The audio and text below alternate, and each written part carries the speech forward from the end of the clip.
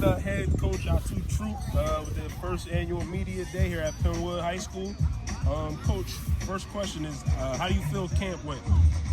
I think camp went really well. I think this is probably from a coaching standpoint, what the coaches were able to do in terms of filming practice and like teaching players that are on the field, but also on film.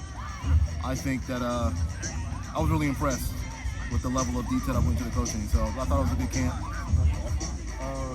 What are some new additions you made to the team or to the program, whether it be players, coaches, equipment, anything? Well, just from a coaching standpoint, Joe Cuff came on board. He's done an excellent job. He's in the building. And then don't sell yourself short. You coming back definitely helps. And we've had a couple kids come out and play this year that are pretty good athletes. That's going to help us. I think that we really pushed last spring to have kids play multiple sports. And I think we got a couple kids that came out and tried football and they enjoyed it and they see that they're good at it. And I think that's going to help us out a lot. So I'm excited about that. Okay. Keeping it at camp, who stood out the most in camp? If you got a few players that really caught your eye that you think they're really going to help the team succeed this season? I think Adriano McLean has done an excellent job on the O-line, D-line, making a sacrifice. I know he wanted to play tight end, but staying in tackle, helping us out. I think it's that kind of selfless play that's going to help our program. He's also a good player, and I think one thing we got back to this year is kind of taking kids to different camps. We took some kids to Dell State, and I think once he saw that he has the body that some coaches are looking for, I think that lit a fire under him. Cavalian Clark, I think, phenomenal athlete, football, basketball, track. Rashawn Sanders is a guy we're going to get the ball to. Jaleel Green has been really impressive. He really bought in this year. He's going to be a player for us. So a lot of dudes, I hate to sell anybody short, but those dudes definitely come to mind. Right up front, I think Deshaun Brownlee is another kid that's come a long way. It's going to help us at the running back position. He's been a leader vocally and by example. We have a lot of leaders on this team, I think, that have come a long way. And I think it speaks to the relationship we've had as coaches with some of the players, because a lot of programs coming off like an 0-10 and a 1-9 season, keeping the trust of the players is really hard. And I think the players still trust us, and I think they know we have their best interest in mind. So I'm excited to get back to not just winning, but continue to produce young men of character. Okay. Speaking about the season, what game are you most looking forward to, if any? Well, again, we want to win every game and be competitive. But again, to me, week one is always important. Come out of the gates. You've been hitting each other all summer and hot and all that, and coming out and finally get to play somebody else. And not to put down a scrimmage, but a scrimmage is a scrimmage. It's not a game. So week one against Northtown is very important. And for Penn Wood football, Academy Park is always a game for us. That's a day like our kids and their kids play Little League together. They grew up together. A lot of them are cousins and or whatever. So that's always important to us. Not to sell anybody else short, but that's the game every year we definitely want to win. Okay. How much excitement has the new stadium brought to the program? A lot. I think the players are looking forward to it, to finally knowing that in terms of a facility standpoint, every time we travel, they're not, hey, look at this team stadium. Now we can finally say we got our own field, our own turf field. That when we do get back to that point in the playoffs where we're playing deep, we don't have to worry about the field conditions. Like, we're going to have a home game if we deserve it. So that's, from a coaching standpoint, that means something to me. So, just a few more questions.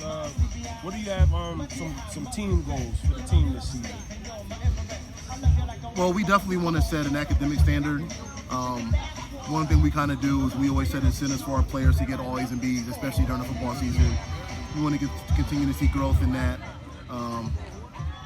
We want to see players go on to after high school, whether it's college or trade school or military, whatever, something productive after high school. Really don't want to see players leave your program and they graduate and there's nothing, like they're still hanging out in the neighborhood. We want to see players go on and be successful in whatever they want to do. And some players, they want to play college ball. Some players decide not to play, that's fine, but they can go on and be successful in a business or military or trade, whatever they choose to be. We want to support them in that. So, but give them a good experience while they're at Penn Wood. And hopefully win a lot of games while doing it. So I'm going to ask you about some of the players. There's some funny questions. We encourage to answer. Everybody answer.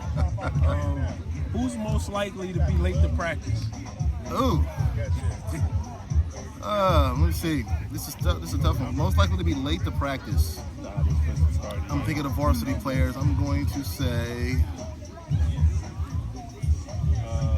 as of right now, I'm going to go.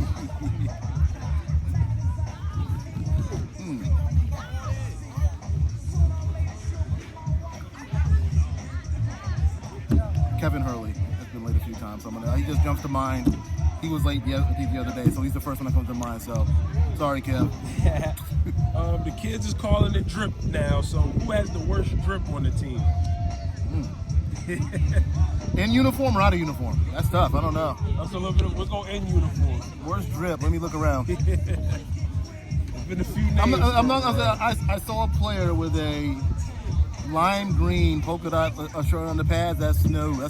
So if this was game day, that'd be a no-go. You got a new shirt, no shirt under your pad, but no.